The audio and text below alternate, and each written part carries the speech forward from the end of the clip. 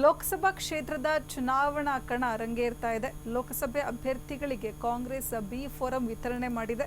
ಚಾಮರಾಜನಗರ ಲೋಕಸಭಾ ಕ್ಷೇತ್ರದ ಕೈ ಅಭ್ಯರ್ಥಿ ಸುನಿಲ್ ಬೋಸ್ಗೆ ಬಿ ಫಾರಂ ವಿತರಣೆ ಮಾಡಲಾಯಿತು.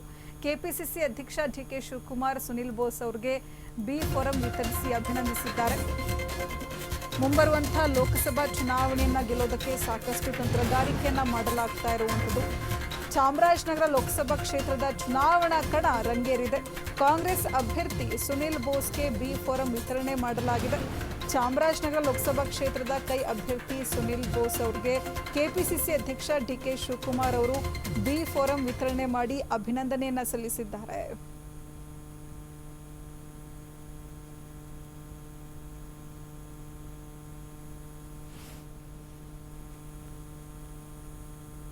ಮುಂಬರುವಂಥ ಲೋಕಸಭಾ ಚುನಾವಣಾ ಕ್ಷೇತ್ರದ ಕಣ ರಂಗೇರ್ತಾ ಇರುವಂಥದ್ದು. ಚಾಮರಾಜನಗರ ಲೋಕಸಭಾ ಕ್ಷೇತ್ರದ ಚುನಾವಣಾ ಕಣ ರಂಗೇರ್ತಾ ಇದೆ. ಕಾಂಗ್ರೆಸ್ ಅಭ್ಯರ್ಥಿ ಸುನಿಲ್ ಬೋಸ್ ಅವರಿಗೆ ಬಿ ಫಾರಂ ವಿತರಣೆ ಮಾಡಲಾಗಿದೆ. ಚಾಮರಾಜನಗರ ಲೋಕಸಭಾ ಕ್ಷೇತ್ರದ ಕೈ ಅಭ್ಯರ್ಥಿ ಸುನಿಲ್ ಬೋಸ್ ಅವರಿಗೆ ಕೆಪಿಸಿಸಿ ಅಧ್ಯಕ್ಷ ಡಿಕೆ ಶಿವಕುಮಾರ್ ಅವರು ಬಿ ಫಾರಂ ವಿತರಣೆ ಮಾಡಿ ಅಭಿನಂದನೆ ಸಲ್ಲಿಸಿದ್ದಾರೆ.